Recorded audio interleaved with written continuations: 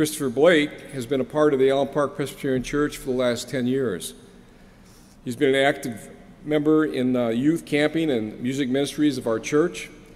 In high school, he is an active in both marching and jazz band. He was awarded the John Philip Sousa Award for Instrumental Ability.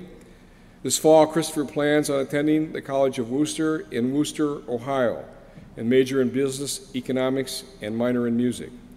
The College of Wooster has awarded Christopher a Dean Scholarship for Academics, a Presbyterian Covenant Scholarship for his service to others, and the Scottish Arts Award for Bagpipe. Christopher has also served on the Board of Deacons and the Board of Stewards at this church. Christopher, we thank you for your contribution to the service and worship, and we look forward to hearing your words and Nick's words as we listen to the message tonight.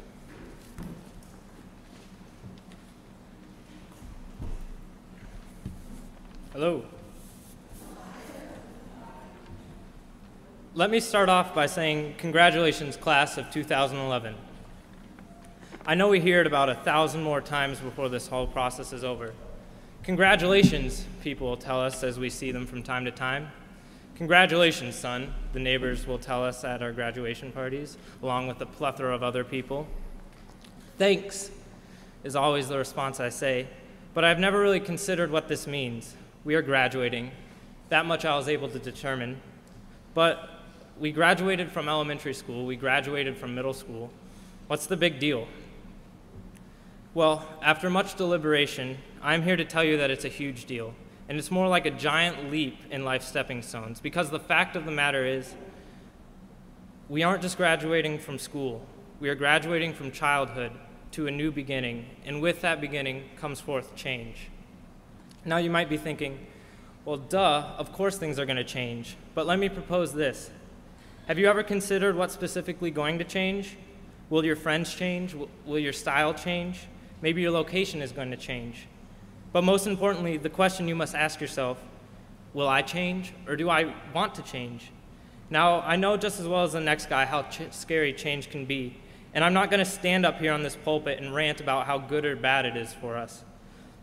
But I am going to charge you to think about how we are going to deal with this change and the changes within ourselves that are inherently derivative of the changes within our surroundings.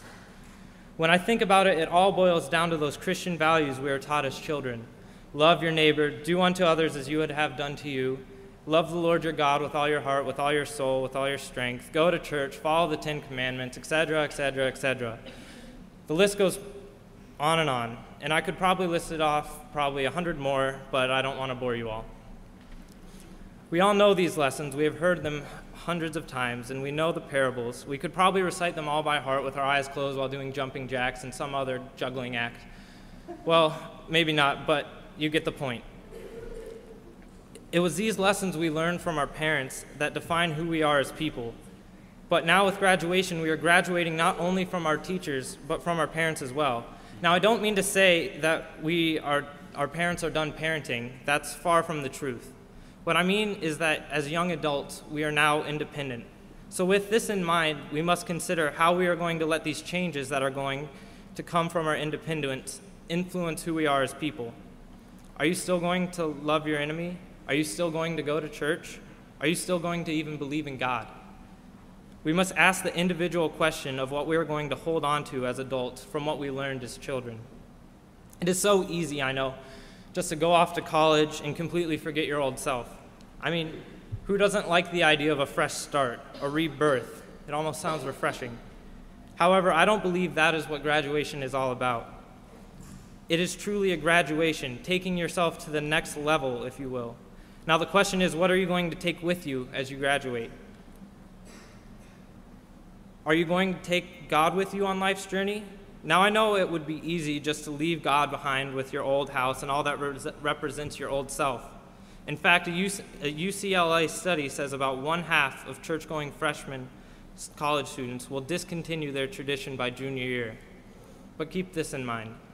You might be able to leave God, but God will always, always be with you.